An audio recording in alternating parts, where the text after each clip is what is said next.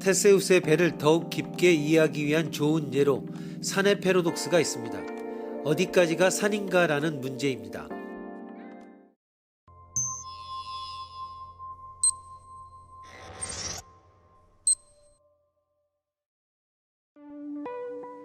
수천조 개의 모래 입자로 완성된 M이라고 하는 산이 있다. 1. M은 산이다. 그 산에 대해 다음을 인정해도 좋을 것이다. 2. 산으로부터 한 알의 모래를 제거해도 산이 아닌 것은 아니다. 1과 2라고 하는 두 개의 전제로 보면 M으로부터 한 알 없앤 N-1은 산이다. 같은 추론에 의해 N-2, N-3은 산이다. 이 추론을 계속하면 N-999조 9999억 9999만 9999, 즉 한 알의 모래밖에 남지 않는 상태라도 여전히 산이다. 분명히 올바른 전제 1, 2와 분명히 올바른 추론으로부터 이상한 결론이 도출되어 버렸다. 어디에서 문제가 있었던 것일까?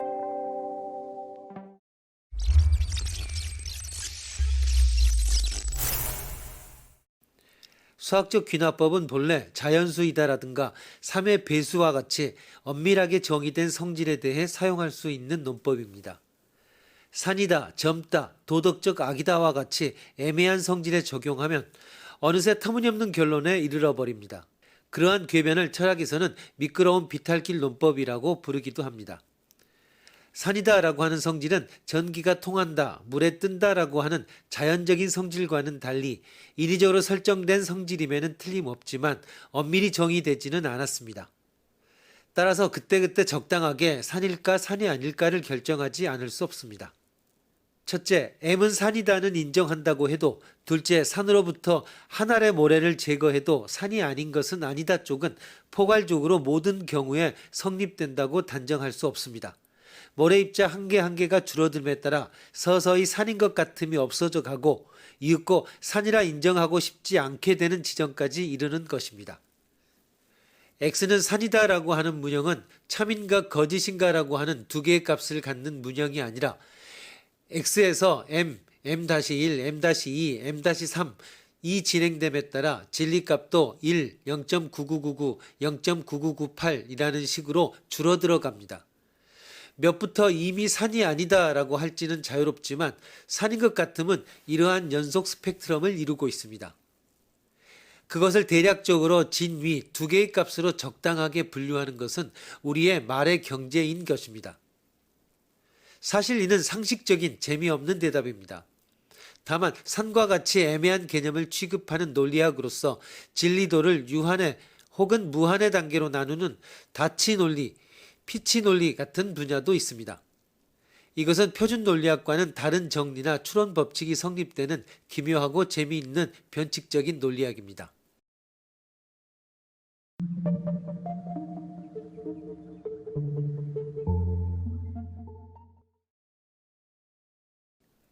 영국의 경험주의 철학자 조지 버클리는 속성 다발론을 이렇게 말합니다.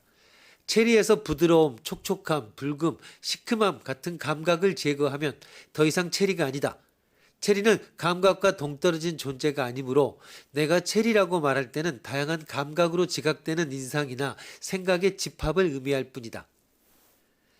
만약 당신이 평상시 입는 와이셔츠와 정장 바지를 입지 않고 헐렁한 민소매 런닝셔츠에 힙합 바지를 입고 나타나도 당신의 아이들은 의아하게 보겠지만 아빠라고 부르는데 거리낌이 없을 것입니다.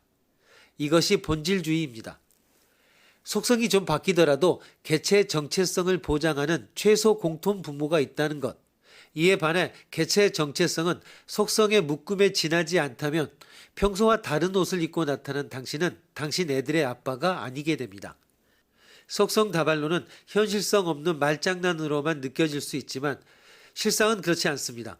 앞선 테세우스의 배에 의해서 재료를 모두 교체한 배는 원본이라고 볼 수 없다는 결론을 내렸다면 당신은 속성 다발론을 지지하는 것입니다. 본질주의적 입장이라면 테세우스의 배는 아무리 나무판을 교체했다 하더라도 역시 테세우스의 배입니다. 재료가 달라질지언정 그 본질은 그대로 남아있으니까. 그런데 이러한 본질주의적 생각은 어디까지 확장될 수 있을까? 아마도 티베트의 달라이 라마에 대한 믿음이 그 극단의 예를 보여줍니다.